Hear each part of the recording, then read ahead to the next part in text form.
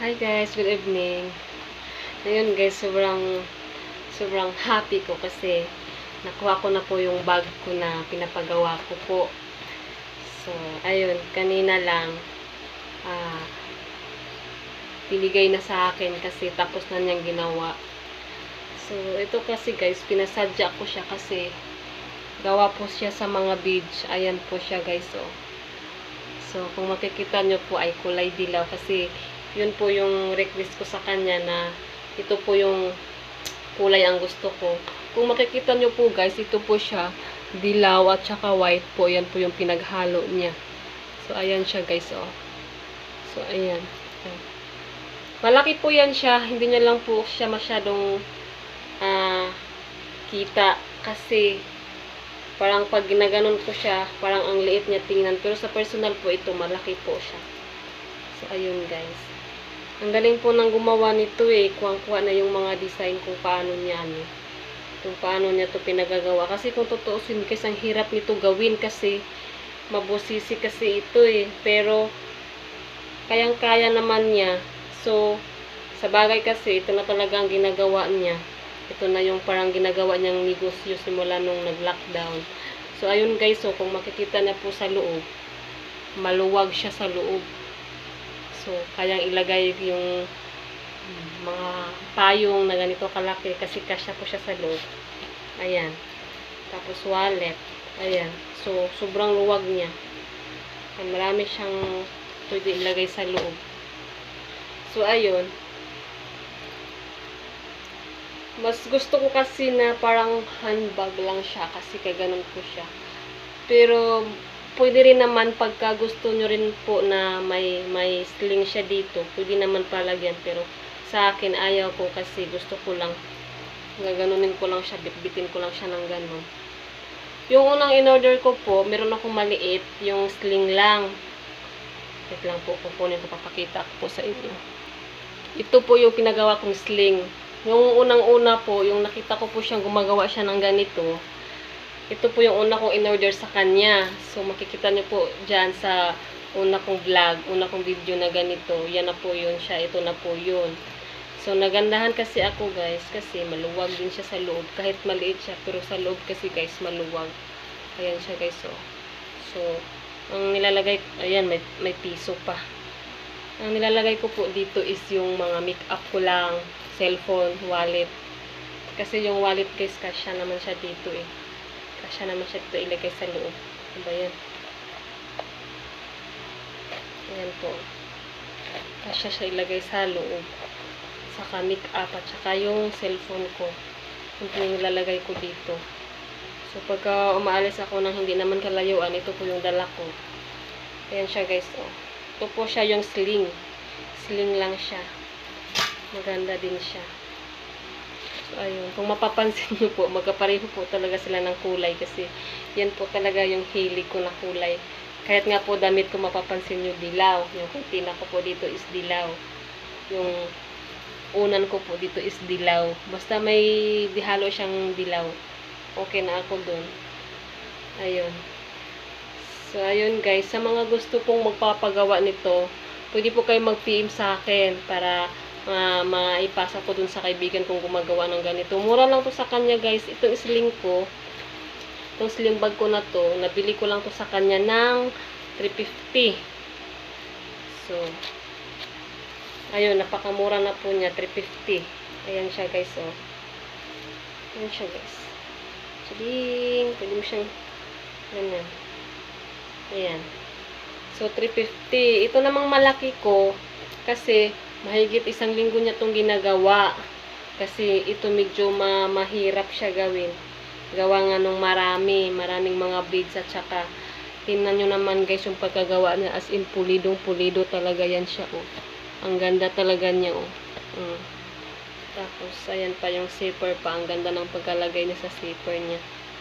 Tapos yung hawakan niya dito guys is bilog. Kasi sabi ko sa kanya, gusto ko bilog, ayaw ko ng malapad, ayaw ko ng ganito kasi pag ganito ang ilalagay dito baka mapunit to, baka biglang pumigtas. Okay lang siya dito kasi maliit, kunti lang naman ang laman. Kaya sabi ko sa kanya, gawin niyang bilog dito. Kaya ayan guys, ginagawa niya talaga yan bilog. Ilang beads ba to? Sa malaki, 1, 2, 3, 5. Tapos sa maliliit na puti, basta marami siyang dyan, dudugtong-dugtong dyan. Matibay naman siya guys. Bukas, subukan ko to siyang gamitin. Kasi sa Monday may lakad ako, so gagamitin ko siya. So, para masubukan natin kung gaano siya katibay. Pero feeling ko matibay talaga siya kasi gawa siya sa mga beads, saka yung ginamit niya dito ng mga, ano ba to? Mga anik-anik dito is matitibay naman siya. So, ayun guys. Ito naman yung bili ko nito sa kanya is 750. 752 guys sa kanya. So, hindi naman din ako nagsisisi kasi maganda naman siya. Sa 750 mo, okay naman siya. Ayan guys. So, basta, nasa iyo naman yan nasa pag-iingat mo naman ng gamit niyan para magtagal yung gamit sa'yo. So, ayun. Maganda siya. Ayan guys. Kung makikita nyo. Ayan. Ang ganda niya, oh. So, ding. Excited na akong gamitin siya sa Monday. Ito po yung gagamitin ko pag alis ko kasi may pupuntahan ako. So, ayun guys. Excited akong gamitin siya.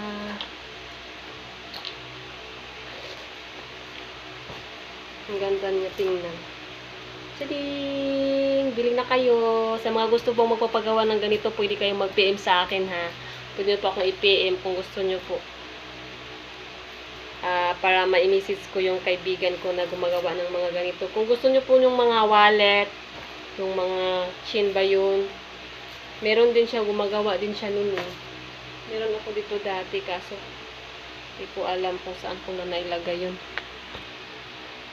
So ayun guys ha, sa mga gustong magpagawa nito, basta PM lang kayo dito sa sa vlog ko. Para kung gusto niyo naman, if ever, masabihan ko yung friend ko. So, ayun. Gusto ko talaga yung mga kulay dilaw. Parang attract kasi siya tingnan. Ayan, guys. Nagtayo na siya sa damit ko. Ayan, guys. Charing! Iwan ko ba bakit gusto ko itong mga ganitong kulay. Yung baso ko din na kinakapihan ko din is kulay dilaw. Ito po siya, guys. Oh. Ayan, kung makikita nyo po ito guys. Ayan siya, dilaw. Halos magkapareho talaga sila ng, hindi, magkapareho sila ng damit ko. Ito kasi parang medyo light lang siya. So, ayan guys, kung makikita nyo po sa loob, dilaw. Ayan. Itong mag na to, nung nabili ko to sa sa Lazada, naiinis ako kasi akala ko kasi automatic na siya, pag nilagyan mo siya ng mainit at may kape na sa loob, pipindutin mo na lang siyang ganun. Kaya ang katakatanga ko, kaya hindi ko alam pala na di battery pala to sa ilalim. Kasi nung bumili ako nito, yung kasamaan ko dito sa trabaho kasi may ganito siya. Eh sabi ko, ate, may dilaw ba niyan? Sabi niya, oo, meron yan. Sabi ko, sige, order ako. So ayun guys, nag-order ako sa Lazada. Excited pa naman ako kasi nga, sabi ko, nagagandahan ako kasi nga, kung makikita nyo po siya sa gitna, may parang, bang tawag nito, na pag pinindot mo po siya dito, iikot po yan siya, hindi na siya kailangan ng kutsara or tinidor para ihalo mo dun sa kape. Automatic na yan siya, pag gagano mo, nag-ano na yan sa loob, parang inuukay niya sa loob. Kasi nga, may battery na pala niya sa ilalim. Ito namang sa akin, nung dumating siya, nagyaya yung kasama ko at saka yung boss ko na magkape. Sabi ko, sige, may kapihan ako doon. So, ginamit ko naman kaagad. Kung nilagyan ko na siya ng kape, ganun ako ng ganun dito sa taas. Nanakit na lang yung hinlalaki ko, kakapres ko ng ganun. Ayaw talaga umikot. Kaya sobrang inis ko. Gusto ko na siyang itapon. Pinagtawanan pa ako ng boss ko kasi sabi niya sa akin, na isahan daw ako ng Lazada. Kasi, hindi daw naikot, sira daw. Sabi ko nga yun pala hindi ko alam. Kung hindi ko sinachat yung kaibigan ko na may ganito din siya, hindi ko alam na may battery pala to sa loob. Lalagyan pala siya ng battery. Kailangan pala siya lagyan. So, sobrang inis ko, muto ko na siyang maitapon. Kasi sabi ko, nagsayang lang ako ng pera. Yun pala guys, ako pala ang tanga. Ang hirap kasi, hindi ko kasi binasa yung yung karton na nalagayan. Kaya hindi ko alam na may na may lagayan pa na to ng battery sa ilalim. Kaya buti na lang guys, no, sobrang inis ko, hindi ko siya naitapon. Pero hindi ko na yun ginamit ng ilang araw kasi sabi ko wala naman itong kwenta, hindi na ikot. Press pa ako ng press dito, sakit na ng daliri ko, ayaw gumana. Kasi sabi nila kasi sira na yan. Kasi sabi ko oo nga din sira. Ako pala ang sira. Gusto natatawa ako talaga sa sarili ko. Kasi sabi ko, ano ba itong pinagagawa ko eh. Sabi nung ano, yung kasamahan ko rin na ano, magbasa-basa ka kasi. Sabi ko, malay ko ba kasi nakita ko sa'yo, pindot ka ng pindot. Kaya nung ginamit ko, pindot din ako ng pindot. Eh, hindi naman pala ganun. Diyos ko, day. So, ngayon, at least alam ko na. Nung nalaman ko na guys, na kailangan siya ng battery, hindi ko siya nilagyan ng battery. Tingnan mo lang. Kinaganon ko na siya ng kutsara. Okay ko na lang siya ng kutsara. Kasi nung nagtanong ako ng battery nito, mahal. Nasa mga kulang-kulang 100. Ano ba yan? Magkano lang bili ko nito? 100 plus lang. Tapos yung battery niya mag-100. Diyos ko dahil. Huwag na.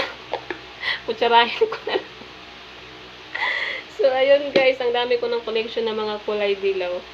So, ito siya. Tapos, yung isa pa, yung pinagawa ko pang ano, kulay dilaw din siya. Kung mapapansin nyo po, ito pa siya, kulay dilaw din siya. Ayan guys, pag matapos na po yung bahay ko na pinapagawa ko, ang ipipintura ko puro is kulay dilaw. Tapos yung mga gamit ko is kulay dilaw din. Ilalagay ko sa kwarto ko kulay dilaw din. Kasi ang ganda niya kasi tingnan oh. Diba? Pag makikita ng mata mo, parang ang sarap sa pakiramdam na kulay dilaw talaga sila. Ayan guys oh. Ito po yung nasa vlog ko nung una. Napakaganda po niya guys oh. Ayan. Ayan guys, sa mga gusto pong mag-order ng bonsai tree. Ito po siya guys. Pwede rin po kayong mag-PM sa akin. Ayan siya guys. Sa chading. Nung dumating to, nagkataon kasi na yung anak ko nandito sa akin. Diyos ko. Pagka may client kasi ako, pinapapasok ko siya dito sa loob. Nagtaka ko sa kanya bakit siya nanahimik. Ito yung lagi niyang kinakulikot. Pagpasok ng kasamaan ko dito sa loob, wala na, para na itong binagyong mga dahon niya. Tawa sila ng tawa. Sabi sa akin, ano nang nangyari sa bonsai tree mo, Ruth? Sabi ko, bakit? Para nang binagyo. Kasi guys, wala. Nilamutak na nang nilamutak. Kaya inayos naman namin. Oh, Diyos ko. Ayan siya guys, napakaganda niya. Oh. Ginagawa niyang laruan. Akala niya kasi siguro laruan to. So, ayun. Sa mga gustong mag-order ng bonsai tree. Ito na po yung ginagawa namin. Kung makikita niyo po dyan sa video, ito na po yun siya ginagawa niya. Ito na po yun siya. Pero ako guys, hindi ko kaya gawin to. Yung gumagawa nito yung kasama ko lang. Tapos binibinta niya to sa akin ng 500 guys. So, may malaki naman ito. Depende po sa gusto niyo orderin. May tag 1,000, may 1,500. Ayun guys. So, ito kasi maliit lang kasi sa akin. Kasi gusto ko lang naman ano lang eh. Decoration ko lang sa kwarto ko. So, 500 lang to. Pero maliit lang siya, guys. Ayan, ganyan lang siya. So, ayun. Nakakatuwa kasi pag may mga collection ka kasi kahit pagod ka sa trabaho mo, pag-uwi mo dun sa bahay mo, diba? Nakikita ng mata mo. Parang nawawala na rin yung pagod mo. Yun nga lang, mahirap pag may bata kasi ginagawang laruan. Para tong binagyo nung una eh. So, ayan.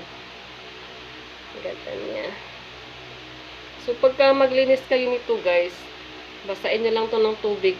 Paagasan nyo lang to ng tubig sa gripo. Kasi alikabok lang naman to. Hindi mo nito siya kailangan na lamutakin. Paagasan mo lang siya ng tubig dyan sa gripo para yung mga alikabok niya matanggal. Tapos, ayun, napatuyuan nyo lang siya ng ano. Kasi matutuyo naman siya kaagad. Hindi mo na siya kailangan ng punas-punas kasi tubig lang naman ang kailangan nito. Buksan mo lang ito ng tubig. Para ka lang nagdidilig ng halaman nito guys. So, ayun. Ang ganda niya. So, diba, kung ipagsama-sama mo yan sila lahat kulay dilaw. Tapos, pati unan mo, pati kumot mo, pati tawil mo, puro dilaw lahat. O, diba, ang saya.